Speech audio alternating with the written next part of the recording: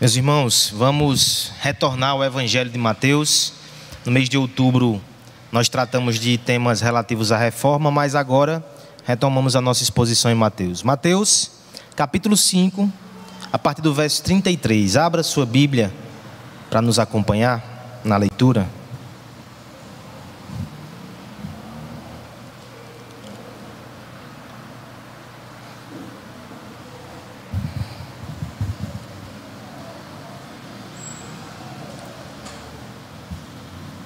Alguém já disse certa vez que palavras são vento. Ou seja, não se pode construir coisas sólidas e duradouras nesse fundamento frágil, que é o resultado sonoro do sopro fugaz que sai da boca dos homens. Você concorda com isso? A Escritura, ela dá outro parecer. Ela diz que as palavras, inclusive, têm poder. As palavras, esse sopro de ar, elas têm poder catalisador, criador. Afinal de contas, o nosso Deus criou todas as coisas por sua palavra. O nosso Cristo é chamado do Verbo de Deus. Portanto, palavras não são ventos. Elas são importantes. Deus a leva a sério, nós devemos levar também. Levemos então a sério a palavra de Deus. Mateus capítulo 5, do verso 33 ao 37. Acompanhe com muita atenção, mas também com muita esperança, a leitura da palavra de Deus. Também ouvistes que foi dito aos antigos: não jurarás falso, mas cumprirás rigorosamente para com o Senhor os teus juramentos. Eu, porém, vos digo: de modo algum jureis, nem pelo céu, por ser o trono de Deus, nem pela terra, por ser estrado de seus pés, nem por Jerusalém, por ser cidade do grande rei, nem jures pela tua cabeça, porque não podes tornar um cabelo branco ou preto. Seja, porém, a tua palavra sim, sim, não, não. O que passar disso vem do maligno. Vamos orar mais uma vez? Pai bendito, te pedimos, Senhor, fala conosco através da tua palavra. Que o nosso coração a receba como palavra de Deus. Que a fé abrace a verdade que emana do texto sagrado. E que no poder do Espírito haja transformação em nossos corações, para a tua glória, para a nossa alegria, no nome de Jesus. Amém. Palavras são importantes em nosso mundo. E algumas são mais importantes do que as outras. Você sabia, por exemplo, que o dicionário Oxford, anualmente, ele elege a palavra do ano? No ano de 2016, a título de exemplo, a palavra do ano dessa renomada instituição foi pós-verdade. E o que seria pós-verdade? É o conceito de que muitas vezes nós abraçamos informações não pela sua veracidade, mas simplesmente pela emoção que nos causa, ou porque ela valida nossas narrativas. A verdade, ela é superada. As palavras são julgadas pela validade. Se nos serve, se reforça minhas convicções, minhas opiniões, eu as abraço. Você já pensou nas consequências de eleger ou de reconhecer? Não vou colocar a culpa nesses homens, mas eles simplesmente reconheceram que a palavra mais influente e mais importante seja talvez uma antipalavra que milita na contramão da validade do discurso e da veracidade das informações. Como é que pode uma sociedade valorizar um tipo de conceito que a sabota? Teias de engano no qual os homens ficam enredados. Essa é uma discussão em alta, não só em 2016, porque pós-verdade tem tudo a ver com aquele tema que está muito em alta, as fake news. Discursos que não correspondem à verdade, mas que são compartilhados. Falando em fake news, os homens têm se esforçado para, de alguma forma, combater esse fenômeno. Deixa eu mencionar algumas das tentativas. A primeira delas, para combater fake news, é regulamentar a internet. Nós ficamos apreensivos com essas regulamentações, até porque parece que ela não vai no coração do problema.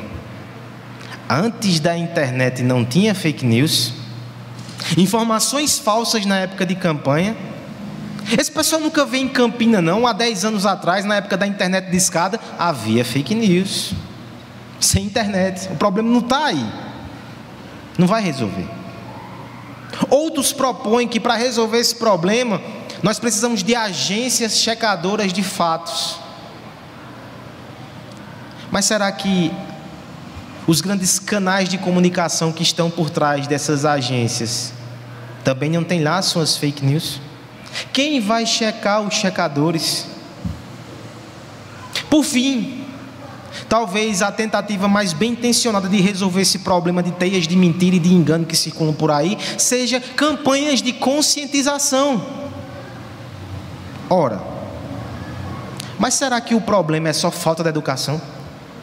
Será que nas cúpulas intelectuais do país não tem também gente que dissemina engano e verdade para reforçar suas crenças e ideologias? E até as pessoas mais simples. O próprio conceito de pós-verdade vai dizer que essas pessoas nem importam se aquilo é verdade ou não, mas favorece o seu ponto de vista, ela compartilha. E se o problema de fake news não for um problema de educação, não for um problema de regulamentação, não for um problema jurídico, for um problema do coração? E se fomos nós que não temos o compromisso com a verdade, mas sim com a conveniência? E se fake news, pós-verdade e cultura de engano for um problema religioso? É interessante que é assim que Jesus Cristo coloca. No Sermão do Monte, quando ele vai exemplificar a ética do cidadão do reino, especialmente nessa questão da lei de Deus e como a lei de Deus deve ser aplicada nas vidas daqueles que seguem a Jesus Cristo, nós já vimos, por exemplo, que ele toca no problema da ira. Ele mostra que isso é uma questão religiosa, um coração que precisa ser tocado pelo Evangelho e pela graça de Cristo. Nós falamos aqui algumas semanas atrás sobre a questão da sexualidade. Isso também envolve coração, isso também é uma questão religiosa, isso também é uma questão que demanda a graça de Jesus Cristo e fidelidade à sua lei e à sua palavra.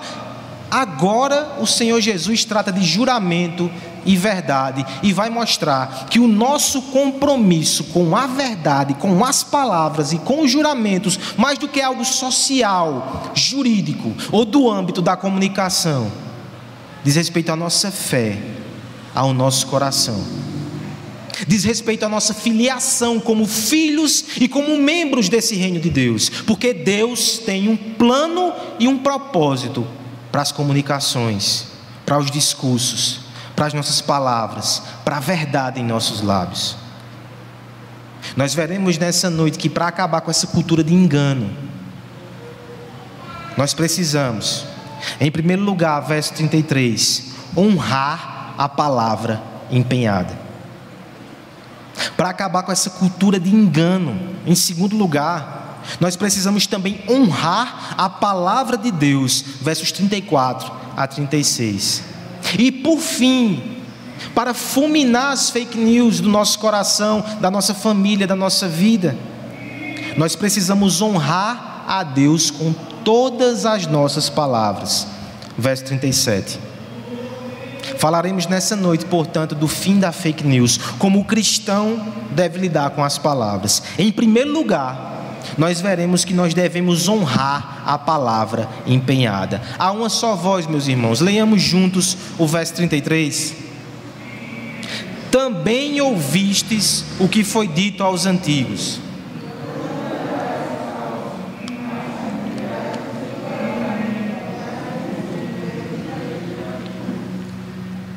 Palavras são importantes. Pastor, eu entendi da primeira vez. Mas algumas são mais importantes do que outras. Eu já entendi isso também, pastor. Mas por quê? Porque são palavras que têm um valor muito significativo. São palavras que são empenhadas, são palavras que são penhoradas, são palavras que adornam relações, que encapsulam compromissos, que fundamentam confianças para o dia de amanhã. Eu estou falando de votos, eu estou falando de juramento. No capítulo 3 do livro O Significado do Casamento, de Tim Keller, que nós vamos estudar, creio que semana que vem, Magno e Mayra tapem os ouvidos. A discussão do capítulo é exatamente sobre votos e o que significa esses votos. O autor ele vai citar uma obra de ficção onde há exatamente um embate sobre isso. Um homem que é muito correto nas suas palavras, e a sua filha, por ele estar passando por um momento complicado de pressões, ela dá a seguinte sugestão a ele: ele precisa fazer um juramento que ele não concorda. E a sua filha diz o seguinte: Deus dá mais valor às reflexões do coração do que às palavras com a boca. Vá, fale da boca para fora, mas o seu coração você não crê naquilo, e Deus aprova que você haja assim. Aquele homem responde da seguinte forma: mas o que é o juramento, senão palavras que nós pronunciamos para o próprio Deus?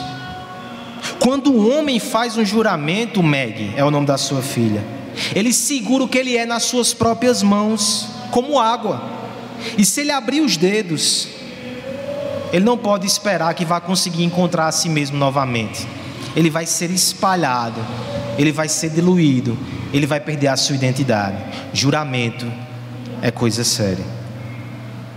Faz todo sentido, portanto, que Cristo, quando vai falar de verdade, de compromisso, ele começa pelo juramento, porque são as palavras mais solenes. A argumentação está perfeita aqui. Se ele vai falar sobre a importância da verdade das palavras, ele começa por aquelas que são mais importantes. E ele faz isso no verso 33, mais uma vez, fazendo menção aos ensinamentos que aquele povo já tinha. Ele diz assim: também ouvistes o que foi dito aos antigos: não jurarás falso, mas cumprirá rigorosamente para com o Senhor os teus votos. Várias e várias passagens do Antigo Testamento falam sobre isso. De forma mais específica, essa construção aqui, esse princípio, ele milita contra o perjúrio. E o que é o perjúrio? É jurar enganosamente, é jurar diante de Deus e não cumprir, é usar o voto e o juramento para trazer confiança para as pessoas e trair essa confiança. Isso não deve ser feito. Isso é pecado, é quebra do terceiro mandamento, viola a lei de Deus. Mas talvez você diga: então é melhor que o cristão não faça juramento nenhum. Não sou nem eu que estou dizendo. Ó Jesus aqui, verso 34: eu porém vos digo, de modo algum jureis.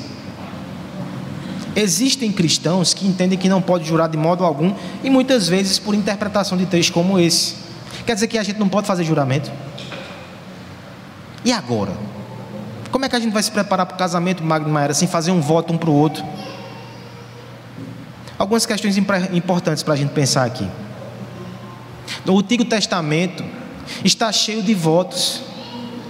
Por exemplo, quando o nosso patriarca Abraão manda um servo seu procurar uma filha, procurar uma esposa para o seu filho, o seu servo ele faz um juramento: jure que você vai trazer uma mulher que não é dessa região, mas que pertence ao meu povo. O Antigo Testamento está cheio de juramentos. Mas no Novo Testamento nós encontramos juramentos também. Por exemplo, quando Paulo fala para Timóteo e diz: conjuro-te, ou seja, eu estou instando a você a fazer um juramento que você vai ser um pastor fiel. O próprio Jesus passou por isso. No seu interrogatório, ele foi conjurado, ele respondeu, ele participou de um processo de juramento. Mas o texto que deveria dissipar as nossas dúvidas a respeito disso está lá em Hebreus, que nós lemos aqui na liturgia. O próprio Deus jurou. O que o texto está fazendo aqui, portanto, irmãos, o que ele está combatendo não é o juramento, é a banalização do juramento. Cristo está, na verdade, limpando essas ervas daninhas. Martin Lloyd Jones comenta que Cristo está fazendo duas coisas aqui. Em primeiro lugar, protegendo a verdade e combatendo a mentira, mas Ele também está protegendo os juramentos legítimos. Existem momentos que necessitam dessa solenidade, que necessitam dessa seriedade para benefício do outro. O texto de Hebreus nos vai mostrar isso. Deus não precisava prometer nada, sua palavra é verdade, mas em benefício de nós, que nos assombramos, que nos entristecemos, que sofremos com dúvidas, Ele promete. Benefício nosso. De igual modo, o que é o casamento se não uma promessa de amor futuro? Uma promessa que se eleva além das oscilações do tempo presente, além das circunstâncias que mudam. Eu prometo que, independente dos sentimentos, da emoção e das circunstâncias, te amarei até o fim. É uma promessa de amor futuro, é em benefício do outro. E essa relação é tão solene, é tão sagrada, é tão importante, que ela precisa de um juramento. Assim como a ordenação pastoral. No começo do ano eu fiz um juramento de me submeter à Escritura, de pregar as verdades da Escritura de acordo com a nossa confissão de fé da igreja. Eu não posso pregar qualquer coisa. Esse é um momento tão importante que para vocês isso é uma segurança, por isso eu jurei. Nós temos juramentos profissionais da área de saúde, juristas também fazem juramento, porque a gente vai mexer com coisas tão sérias. E para benefício do próximo, para a segurança das relações, nós fazemos essas promessas, esses juramentos, e a Bíblia não condena isso. Mas sabe o que a Bíblia diz? Deuteronômio 23, 21, 23 diz assim: se um de vocês fizer um voto ao Senhor seu Deus, não demore a cumpri-lo, pois o Senhor Deus certamente lhe pedirá contas, e você vai ser culpado de pecado se não cumprir. Se não fizer voto, não vai ser culpado, mas faça tudo para cumprir o que os seus lábios prometeram, porque com a sua própria boca o fez, e espontaneamente seu voto ao Senhor seu Deus.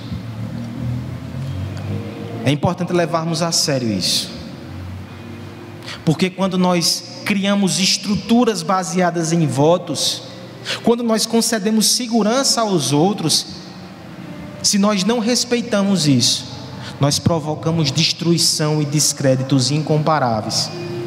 Essa semana, uma reportagem da BBC mostrava um caso extremamente angustiante de um grande escritório, de um grande consultório, não sei como diz o nome, de psicoterapia, que atendia milhões de pessoas, ou milhares, não sei se milhares de pessoas, tinham muitos clientes, e o seu banco de dados foi hackeado.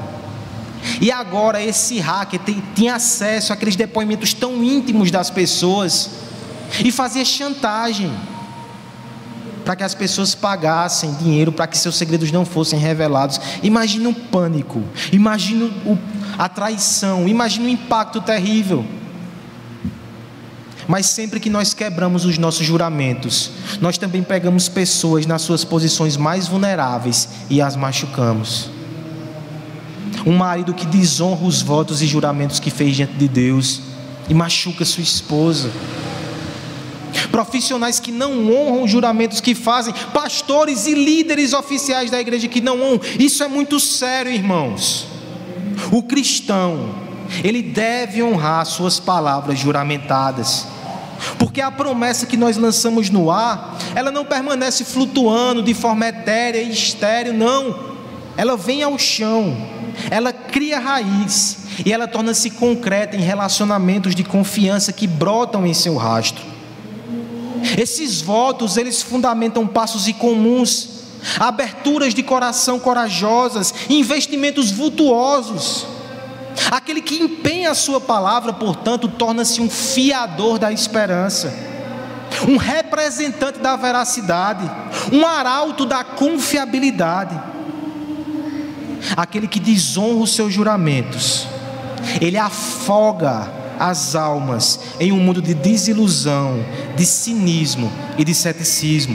Mas aquele que protege e que honra a palavra juramentada, exala confiança e aponta para um Deus que não mente e é fiel para cumprir as suas palavras. Prometeu redenção e enviou o seu Filho. Nosso Deus cumpre as suas promessas. nós devemos cumprir também as nossas promessas e o nosso juramento. Nós devemos honrar o Senhor nessa área da nossa vida.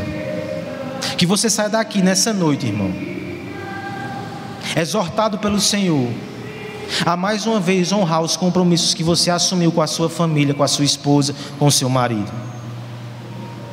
Que você saia daqui mais uma vez convocado pelo Senhor a assumir o compromisso que você fez com essa igreja. Sim, quando você foi recebido aqui como um membro, você também fez juramentos que ia se envolver, que ia se engajar com esse trabalho, que ia abençoar, que ia cuidar uns dos outros. Isso é um juramento e você deve honrá-lo. Os irmãos que em breve serão os primeiros oficiais da história da Igreja Presbiteriana do Jardim, vocês também farão juramentos a essa igreja. E eu quero que você considere isso no seu coração. Você não precisa fazer, viu? Mas quando você juramentar com essa igreja, você vai cuidar desses irmãos. Você vai zelar pela sã doutrina aqui. Você vai ter o compromisso sagrado de cuidar de cada alma junto comigo. Glória a Deus que eu não vou estar sozinho nesse juramento. Mas isso é um privilégio, irmãos. O nosso Deus nos jurou e não cuidou de nós. Nós podemos espelhar isso na vida de outros irmãos. Os irmãos aqui que fizeram juramentos profissionais, amanhã lembre dessa palavra e honre, sendo o melhor profissional para a glória de Deus, porque você prometeu. Deus é testemunha, Ele é glorificado quando você honra o juramento. E se por acaso você está aqui e ainda não tem um compromisso com o Senhor, há um tipo de juramento que fazemos publicamente para dizer que assumimos esse compromisso. Não, nós não trabalhamos com aquele apelo no final do culto. Por orientação do nosso diácono Everaldo, eu vou esclarecer como funciona. Nós levamos a sério demais juramento. Eu não quero que você se emocione no final da palavra, venha aqui e erga as suas mãos sem saber direito o que está fazendo. Se você quer se entregar a Jesus Cristo e que se você quer assumir um compromisso com Ele e com essa igreja, me procura no final do culto. Eu vou orar com você, eu vou lhe instruir, eu vou acompanhar, e depois de um tempo, quando você estiver pronto, a gente vem junto fazer esse juramento aqui, essa profissão de fé. Mas é diferente, você leva a sério. Não é um ato de emoção, não é um ato vazio, é um compromisso de vida eterna. Me procure a qualquer hora do dia, a qualquer momento, a qualquer instante. Nada vai deixar meu coração mais feliz do que isso. Mas honre a palavra empenhada. É isso que Deus espera de nós. Em segundo lugar, irmãos, para acabar com essa cultura de engano também, nós devemos honrar a palavra de Deus. Versos 34 ao 36. Vamos ler todos juntos esses versos da palavra. Eu, porém, vos digo.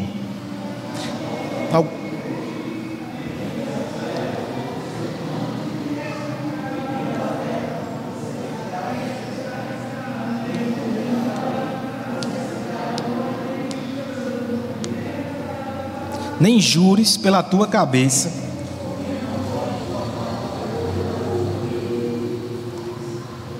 campanhas e passeatas em prol da verdade. Mas pare um pouco e olhe, quem é que está erguendo esses cartazes e que está gritando palavras de ordem? São aqueles mesmos que defendem na academia uma espécie de relativismo, que são subjetivos demais quando incomodam os preceitos. São esses que depois são engolidos pela pós-verdade e pelos disparos do WhatsApp. O mundo exige verdade, mas por tantos anos eles fulminaram esse conceito na academia. A palavra de Deus não. A palavra de Deus é uma fonte segura, é uma base confiável. A partir da palavra nós podemos defender a verdade. Mas infelizmente, mesmo no meio dos cristãos e das igrejas, existem pessoas que maculam a verdade de Deus. Os fariseus fizeram isso. E quando a gente abre essa porta, como é que a gente protege a verdade? Se nem a verdade de Deus a gente está protegendo. Olha o que os fariseus fizeram aqui. Mais uma vez eles distorcem a lei. A gente só vai entender essas palavras duras de Jesus no verso 34. Não faça juramento de jeito nenhum. Se a gente entender o que aqueles homens estavam fazendo, eles criaram regras para regulamentar os juramentos que no fim anulavam e ofendiam a verdade, davam autorização para que as pessoas mentissem, porque eles diziam o seguinte: Jonatas, se você jurar por Deus, é perjúrio, você vai ter que cumprir. Mas se você jurar pelo templo, por Jerusalém, não é perjúrio. Você entende então que os homens faziam juramentos pelas coisas e assim achavam que não eram tão obrigados assim a cumprir. Você percebe que essa interpretação, que essa regra, que esse ensino, ele vai na contramão daquilo que Deus queria. Ele favorece a mentira, ele favorece o engano. O juramento agora é usado para trapacear. E olha o que Deus diz, verso 34: o céu é meu, a terra também. Jerusalém é a minha cidade, e os cabelos da sua cabeça pertencem a mim. Você não tem controle se vai ser preto ou branco. Todo juramento diz respeito a mim, porque todo mundo criado diz respeito a mim, tudo me pertence, tudo é feito na minha presença. Todo juramento que não é honrado é perjúrio, e se for para ficar deturpando desse jeito, nem faça juramento. Para aquele povo afogado nessa interpretação odiosa e abominável, ele tem essa palavra tão dura: parem com esses juramentos. Eles tinham hábitos de fazer juramentos enganosos. E aí, onde é que fica a verdade e a confiabilidade? Através de uma interpretação errada das Escrituras, o engano estava prevalecendo. Portanto, se nós queremos militar em prol da verdade, em primeiro lugar a gente tem que honrar a palavra, porque ela é a verdade, ela é a fonte da verdade, porque ela nos exorta a cumprir a nossa palavra. Se você mexe na interpretação, se você deturpa a Escritura, você fica sem base e sem fundamento para exigir verdade. É que o mundo faz. Os relativistas fazem isso, relativizam a verdade e depois querem confiabilidade nas relações e nas informações. Você destruiu o fundamento. Igreja, a gente não pode destruir o fundamento.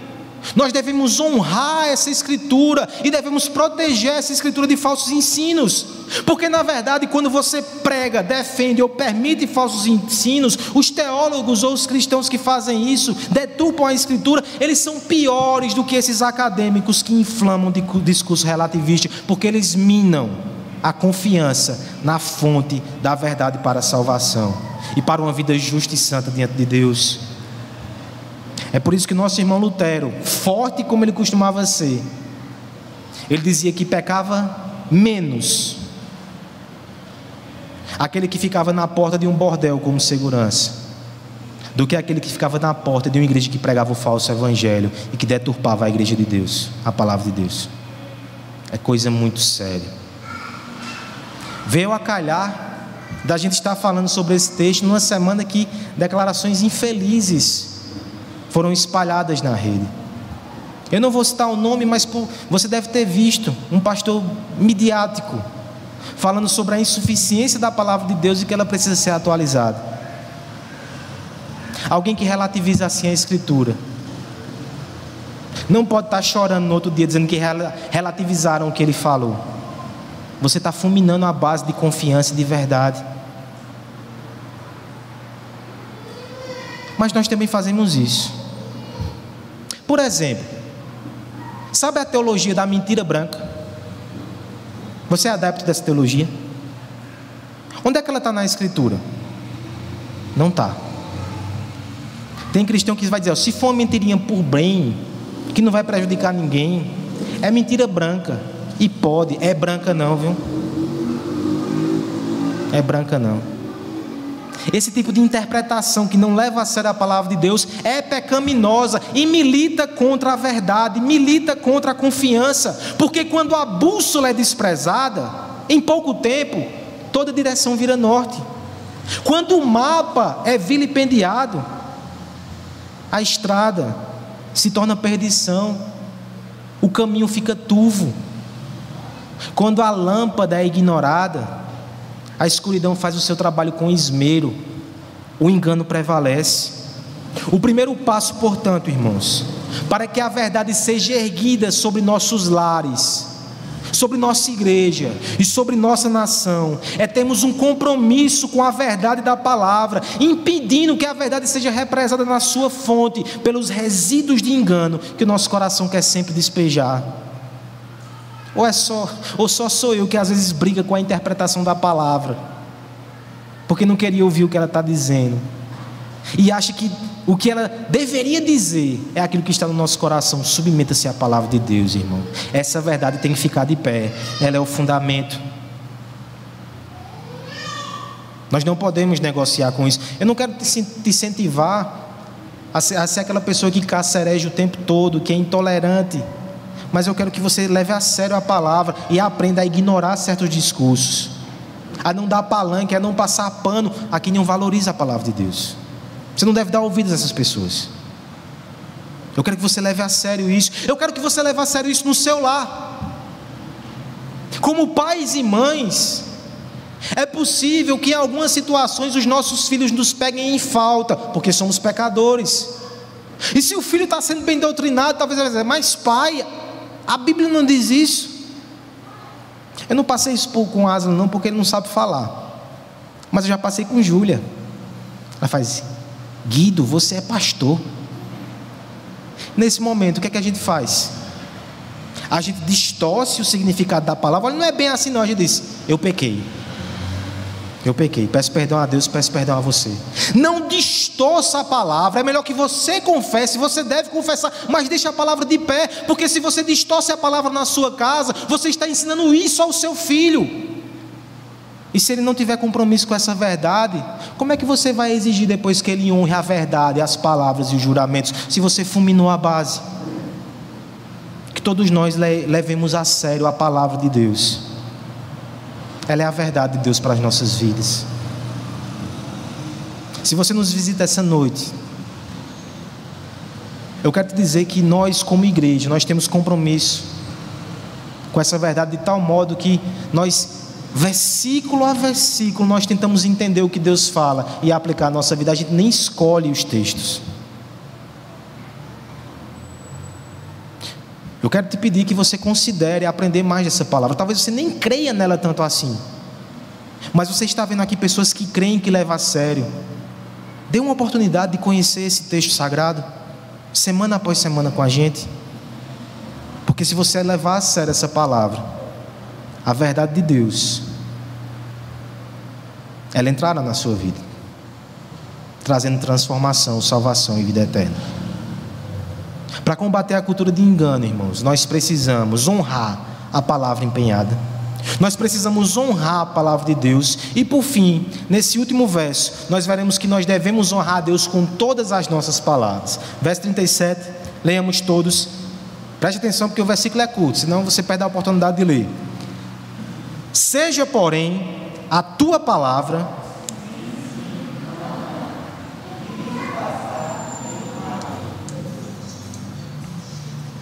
há um conto que é atribuído à cultura judaica, chamado cast de 10 anos. O que era o cast?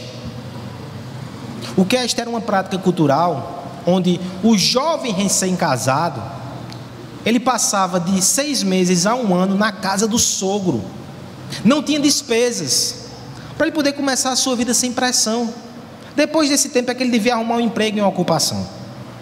O pessoal está tendo ideia aí, né? Havia um jovem chamado David Keith, que um dia ele recebeu uma proposta encantadora, uma noiva que agradou os seus olhos, e o pai que prometeu um cast de 10 anos. Já pensou, Lalo? 10 anos sem despesa, agora tem que viver na casa do sogro. É o outro lado da moeda, né? O pagamento é caro, né? 10 anos de cash. Mas ao mesmo tempo ele ficou com uma pulga atrás da orelha, porque o seu pai o ensinou desde criança que ele não deveria crer, acreditar e confiar num judeu vermelho. Eu não sei o que é isso, não sei se é um judeu que tem a pele ruborizada, mas no conto diz assim. E esse sogro em potencial era um judeu vermelho. Em tese não era tão digno assim de confiança, e a proposta era esquisita. Mas aquele homem, encantado com a donzela e encantado com essa proposta, topou e casou-se. Ele passou 10 dias maravilhosos, banquetes, dormia até tarde, com a sua esposa bem tranquilo. O seu sogro dava tudo que ele queria. Ele fez: rapaz, 10 anos assim, estou bem de vida. Até que depois de 10 dias o seu sogro diz: vem cá, vamos conversar. Você está feliz? Você está gostando? Olha, eu estou feliz demais, meu sogro, minha alma está satisfeitíssima. Diz: pois bem, o livro sagrado diz que para o homem feliz um dia é como se fosse um ano. Portanto, você cumpriu os 10 anos de cash, amanhã era bom você procurar uma casa e um emprego. Aquele jovem disse: nossa, eu confiei num judeu vermelho, tive problemas. Qual foi a solução então? Ele procurou outro judeu vermelho, que lhe deu a solução e disse: você vai conversar com o seu sogro nesses seguintes termos, e você vai resolver a situação. David no outro dia chama o sogro e diz: olha, você tem razão, são 10 dias que valem 10 anos, mas infelizmente eu não tive filhos nesses 10 anos, e a tradição dos rabinos diz que se em 10 anos a mulher não der o filho, o marido pode abandoná-la. É com muita tristeza no coração que eu vim tratar com o senhor do divórcio. O judeu vermelho disse: meu filho, você não sabe brincar não, você interpreta tudo de forma muito literal, era só uma brincadeira, vá comer a minha comida e vá dormir na minha cama, que a gente tem mais 9 anos de cash aí garantido. Nessa história a gente tem um exemplo de pessoas que não levam a sério os seus juramentos. Nessa história a gente tem um exemplo de pessoas que não levam a sério a palavra de Deus. Essas interpretações aqui são ridículas. Mas sabe o que me chamou a atenção aqui? Que má fama é essa desse cidadão chamado judeus vermelhos? Como é que um judeu que recebeu a palavra de Deus, que recebeu a lei de Deus, pode ser conhecido como mentiroso? Logo eles. Mas será que isso não acontece com os cristãos também? Você sabia que existem alguns estabelecimentos que, se eu me apresentar como pastor, meu crédito para financiamento é barrado na hora? Você sabia que se você for conversar com alguns comerciantes aqui, talvez alguns aqui da igreja mesmo, eles vão abrir a sua gaveta e vão mostrar um bocado de cheque borrachudo que veio de crente? Isso é uma vergonha. Isso é uma vergonha. Olha o que Cristo vai dizer aqui para nós. Nós devemos ser conhecidos como pessoas da verdade. A gente não devia nem precisar jurar. A nossa palavra tem que ser sim, sim, não, não. Sem dúvidas. Não é que ele está defendendo aqui que a gente tem que falar pouco, ou que a gente tem que ser rude. É que a gente tem que falar de forma simples, direta e clara, de modo que todos vão confiar quando você falar. O juramento aqui que deve ser evitado, às vezes quando a gente fala alguma coisa, a pessoa fala: jura? Não. Se é um cristão comprometido com Deus que está dizendo aquilo, você não vai duvidar, você vai crer. John Wesley conta que na época dele, que foi inclusive uma época de avivamento, se por exemplo um homem fosse cortar o seu cabelo e ao final percebesse que tinha deixado o dinheiro em casa, se ele dissesse de que igreja ele fazia parte, o barbeiro dizia: vai embora, eu sei que você vai voltar e você vai me pagar, porque as palavras tinham valor, as palavras eram levadas a sério. Sim, sim, não, não. O nosso discurso ele não tem que ser duvidoso. Sabe aquela pessoa que vem falar com você e fala tanta coisa que você fica confuso, que joga aquela conversa esperta, que não passa segurança? Isso não pode ser o crente, não. Nós devemos ser transparentes e claros. Nós devemos ser confiáveis, devemos ser verdadeiros, devemos ser honestos, porque o texto vai dizer: o que passar disso procede do maligno. Ou seja, cada vez que a gente enrola demais, que a gente pensa uma coisa e diz outra, que a gente tenta mascarar a verdade, não é Deus que está falando por nossos lábios. Pode ser que a gente esteja dando a boca àquele que é o pai da mentira. A nossa palavra, irmãos, não pode ter curva. Você sabe o que é palavra sem curva? Talvez não saiba, isso é gíria de marginal. É porque o pastor está usando isso aqui no púlpito. Porque essa semana eu vi uma entrevista muito interessante com um homem que foi chefe do GAT lá em São Paulo por muitos anos. Diógenes Luca. Ele ficou conhecido mundialmente porque ele foi aquele homem que fez a negociação no sequestro de Silvio Santos. E ele disse que quando assumiu o GAT, um dos desafios que ele teve foi mudar a cultura e a mentalidade daquele esquadrão de polícia. Porque quando havia reféns e situações assim, o costume daqueles homens era chegar chutando a porta. E ele entendia que isso não era correto. Porque numa situação de reféns, numa situação de tensão, o policial precisa conquistar a confiança daquele que é o infrator, que é o meliante. Ele precisa confiar no policial para que possa negociar e possa liberar o refém. Por 7 anos ele trabalhou essa mentalidade com o seu grupo. Sofreu resistências porque parecia estranho a priori. Mas ele conta um dia em que ele finalmente atingiu o seu objetivo. Quando ele chegou lá para intervir numa situação que havia muitos reféns, e o homem que estava com aqueles reféns, ao ficar sabendo que o GAT chegou, ele disse: eu vou negociar com eles, porque a palavra deles não faz curva. Eles falam, eles cumprem, eles são verdadeiros. Interessante, nessa situação a gente percebe que alguém que era inimigo, que estava do outro lado da lei, confiava naquele grupo, porque eles eram honestos e verdadeiros e não mentiam. Essa deve ser a opinião a nosso respeito mesmo. Quando os crentes falam, eles estão sendo sinceros e honestos. A palavra não tem curva, ela vai direto ao ponto. Não tem arrudeio, não tem meia conversa, não tem engano. Sim, sim, não, não. Nós devemos honrar a Deus, irmãos, com todas as nossas palavras. Porque cada sopro de ar que ultrapassa a barreira do nosso interior e ganha o mundo externo, leva consigo, além da mensagem, uma pregação. Nós estamos pregando algo sobre nossa identidade, sobre a nossa filiação e sobre o caráter do nosso Deus. Os filhos da mentira, eles reproduzem engano, mas o pai deles é assim. Só que se você nasceu de novo em Jesus Cristo, pela obra do Verbo que se fez carne, cada palavra vocalizada deve comunicar graça e verdade no mundo caído, honestidade em meio aos enganos da perversidade, palavras de vida em meio a essa calamidade, palavras retas, palavras santas, palavras honestas, palavras verdadeiras. Nós precisamos falar o simples e o verdadeiro. Parece trivial falar nisso, mas se você não pode fazer, se você não quer fazer, é melhor dizer não do que dizer sim, não fazer. Só isso.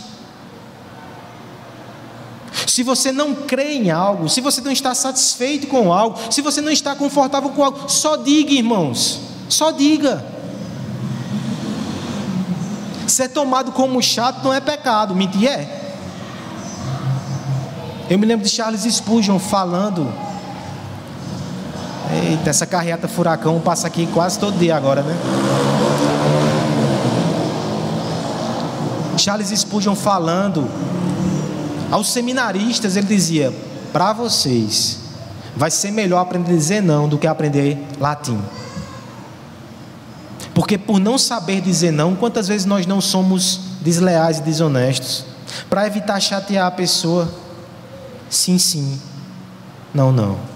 Até porque, irmãos, falando de forma muito séria, como representantes de Deus, as nossas palavras podem tornar-se empecilhos para que as pessoas conheçam Jesus Cristo. Isso é muito sério. As nossas palavras devem causar impactos positivos nas vidas, especialmente daquelas que não conhecem Jesus. Mas se você está aqui, eu também peço que você não use isso como escudo para não se entregar a Cristo e não ter um compromisso com a igreja. Você tem toda a razão de cobrar dos crentes esse compromisso com a verdade.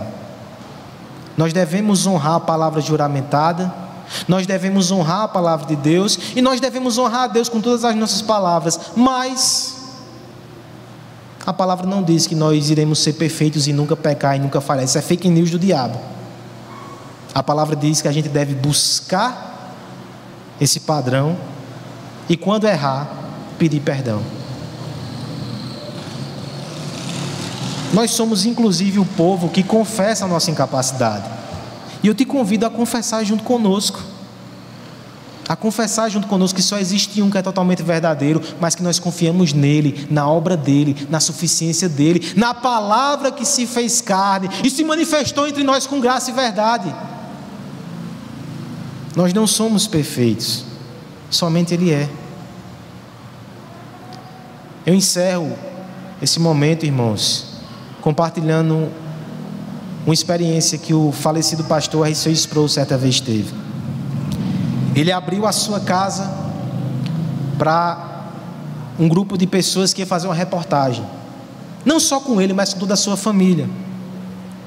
E de repente, quando ele pega o resultado desse trabalho no jornal, ele ficou extremamente chateado, porque fizeram uma pergunta capciosa à sua filha, nos seguintes termos: seu pai é pastor, mas alguma vez ele já te decepcionou?